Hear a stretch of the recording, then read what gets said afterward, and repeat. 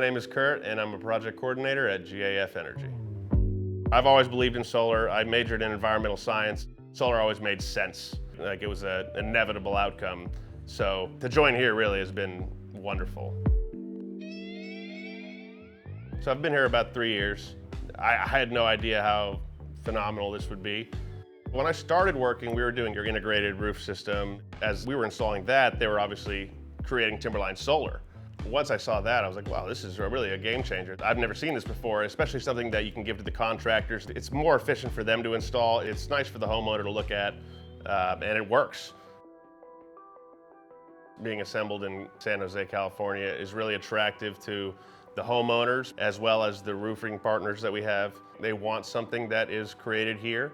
We all work towards the same thing, and that's energy from every roof.